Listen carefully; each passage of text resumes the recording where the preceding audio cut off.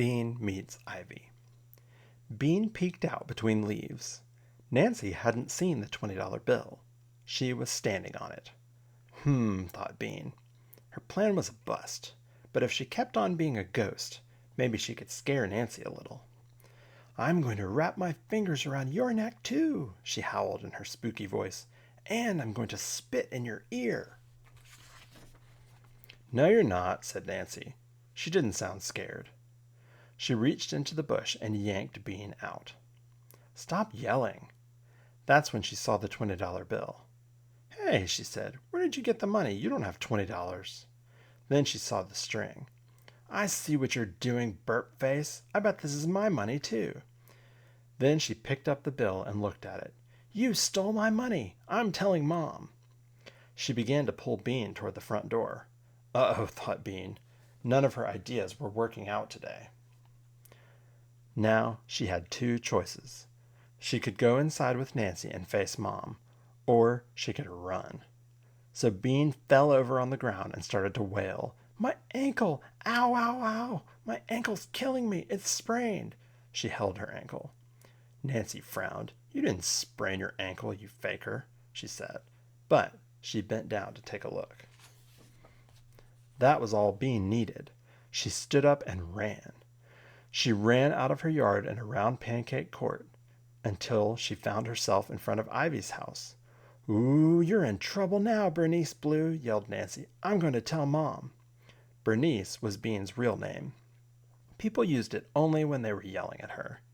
Bean just couldn't help it. She just had to stick her tongue out and say, "Bzzz." Then she just had to turn around and wiggle her behind at Nancy. "That's it," Nancy yelled. "I'm getting Mom." She stormed into the house. For a minute, Bean felt happy. She loved making Nancy mad. But when Nancy was gone, Bean began to worry. Mom hated it when she did more than one bad thing at a time. Bean counted. Taking the money, lying about her ankle, leaving the yard without asking, and wiggling her behind at Nancy. 4 things. 5 if you counted pretending to be a ghost. Bean was going to be in big trouble. How big? No dessert for sure. No videos for a week maybe. But it could be even worse. Her mom might send her to her room for the rest of the day. Bean hated that. Hide. Bean looked up. She had forgotten all about Ivy. Ivy was still sitting on her porch. She had been watching the whole time. She knew that the ghost of Mr. Killip was really Bean inside the bush. Bean expected her to be mad, but she didn't look mad. She looked excited. "Hide," she said again. Thought Bean. Maybe Boring Ivy was right. If her mom couldn't find her, she couldn't send her to her room. If she stayed out until dark, her parents would stop being mad and start being worried. Her mom might say, "Oh, my poor little Bean, my poor little baby." Then they'd be so happy to see her when she came limping home that they probably wouldn't punish her at all. They might even let her have seconds on dessert. That settled it. "Okay," she said to Ivy. "Where?" Ivy came down the stairs and slipped behind a bush growing against her house. Bean followed her and crouched down under the wide leaves. "No, get up. This is just the beginning," said Ivy. "I'm going to take you to a secret spot." "This isn't it?" asked Bean. The bush looked pretty good to her. "No, this is the passageway." Ivy pressed her back against the house and edged along. Bean edged along too, the wall scraping her back. They turned a corner and edged some more. Ivy's house was big. "Halt," said Ivy. Bean halted. "Now," said Ivy, "close your eyes and I'll take you to the secret spot." "What? How come I have to close my eyes?" "Because it's a secret," said Ivy. "Duh." Bean couldn't argue with that. Ivy looked like a wimp, but she didn't talk like one. Bean closed her eyes. She felt Ivy take her by the elbow, and together they went down some steps. A door opened. More steps. Cool, damp air blew in Bean's face. Then they went up some steps. Another door opened. They were outside again. Ivy was taking Bean through some tall grass. "Shh," said Ivy suddenly. Bean froze. "Crouch down," said Ivy. Bean crouched. There was a silence. Okay, you can get up now. What happened? Asked Bean. Spies, said Ivy. Bean figured Ivy was probably making that up. Now you can open your eyes, Ivy said. Bean opened her eyes. They were in a corner of Ivy's backyard. There was a big rock on one side and a small tree on the other. Between them was a perfectly round puddle. This is the secret spot? Asked Bean. She had expected something more secret-looking, like a cave. Yes, they'll never find you here, said Ivy. You can stay as long as you want. I'll bring you food. But I only need to stay until dinner time, Bean said. Ivy looked disappointed. I thought you wanted to run away. I do, but only till dinner. Oh. Bean felt bad about not staying. Wouldn't you get in trouble if your parents found out I was living here? She asked. They don't come out here much, Ivy said. My mom's afraid of ticks.